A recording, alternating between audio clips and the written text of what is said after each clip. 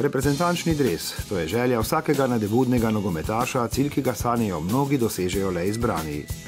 Zaigrati v dresu z državnim grbom je eden najpomembnejših vrhuncev nogometne kariere, motiv, ki presega ostale.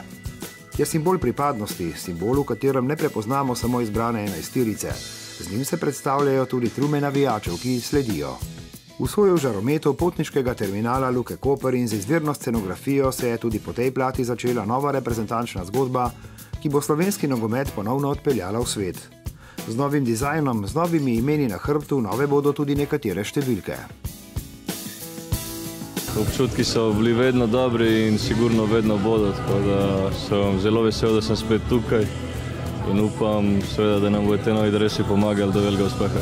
Široko paleto občutkov je v reprezentančnem dresu doživel dolgoletni kapetan izbrane vrste, ki je šalo zaokrožil sprehod skozi tovrstne spomine.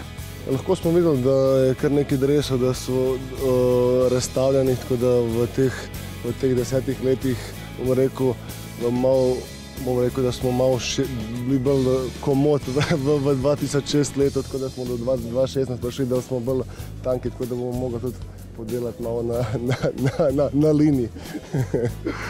Reprezentančni dres je najbolj prepoznaven del nogometne garderobe, ki je pogosto tudi dragocena trofeja oziroma neprecenljiv spomin, ko prinaša s seboj zgodbo. Kateri je najdragocenejši, ki ga ima naš kapetan? Mogoče od Mesija, ker smo igrali proti Argentini, se zamenjal z njim dres. Naj postane dragocena tudi nova majica s slovenskim državnim grbom, s katero bo naša reprezentanca stopila na dolgo in zahtevno pot proti novemu nastopu na svetovnem nogometnem odru.